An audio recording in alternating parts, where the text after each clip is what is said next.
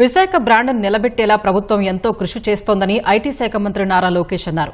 తల్లి భువనేశ్వరితో కలిసి విశాఖ బీచ్ రోడ్లో ఓ హోటల్ నిర్మాణానికి ఆయన భూమి పూజ చేశారు. ఈ కార్యక్రమంలో కేంద్ర మంత్రి రామ్మోహన్ నాయుడుతో పాటు రాష్ట మంత్రులు అనిత, నాదెండ్ల మనోహర్, మాజీ మంత్రి అశోక్ గజపతిరాజు పాల్గొన్నారు. కూటమి ప్రభుత్వం రాకతో గతంలో తరలిపోయిన కంపెనీలు మళ్లీ వస్తున్నాయని లోకేష్ అన్నారు. విశాఖను ప్రపంచంలోనే 5వ అతిపెద్ద ఎకనామిక్ సిటీగా తీర్చిదిద్దుతామని లోకేష్ అన్నారు. 5 లక్షల మందికి ఉద్యోగాలిస్తామన్నారు.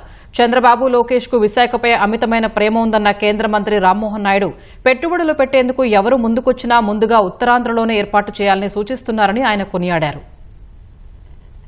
చాలా రోజుల నుంచి మనందరికీ ఉండిపోయేది ఎందుకు మనం డెవలప్ కావట్లేదని. కానీ లోకేష్ అన్న గారు ప్రత్యేకంగా విశాఖపట్నం మీద దృష్టి పెట్టి చిన్న చిన్న విషయాల మీద కూడా ఆయన ఒక మంచి గైడెన్స్తో, ముఖ్యంగా నేను ఆయనతో డావోస్ కూడా వెళ్ళినప్పుడు చూశాను. ఆంధ్రాలో ఏదైనా కంపెనీ వస్తుంది, ఇన్వైట్ చేస్తుందని అంటే ఆయన మొట్టమొదటిగా చెప్పే సిటీ విశాఖపట్నం.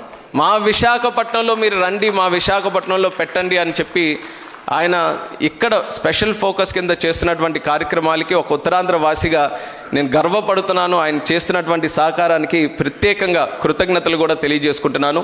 ఆయన సహకారంతో ఈరోజు టీసీఎస్ కూడా ఒక అద్భుతమైనటువంటి ఫెసిలిటీ మన యంగ్స్టర్స్కి ఉద్యోగాలు ఇవ్వడానికి ఇక్కడ కొంతకాలంలోనూ కూడా మొదలుపెట్టబోతున్నారు.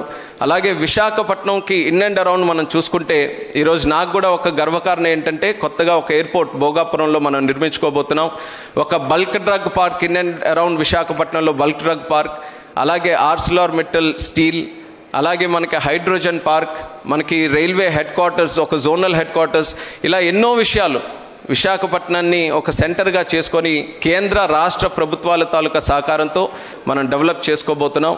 As our Chief Minister has always stated, one state, one capital, but development should be decentralized. A lot of work has happened in the past. And with brand Babu coming back, the brand Visakhapatnam today is really flying high. You know, as a government, we are really determined to build brand Visakhapatnam strong and take it forward. And last night I got a chance to meet with second, third generation entrepreneurs, and all of them were sharing that feedback with me. But rest assured, we are in this for long run. As NDA, we are very committed to Visakhapatnam.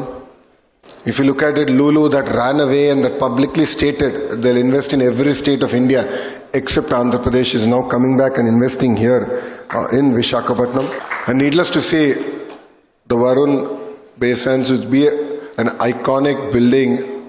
It apart from the investments, I mean, we can talk in crores, but what got me excited is the number of jobs it's going to create. What is important for India today is the number of jobs we're going to create.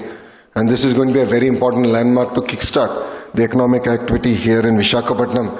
And what got me even more exciting is that it's going to be the first grade A office space that's going to be available in Visakhapatnam. So I guarantee the Varun Group that before you build, we'll definitely buy a tenant, and I know that we're going to do it in 2 years.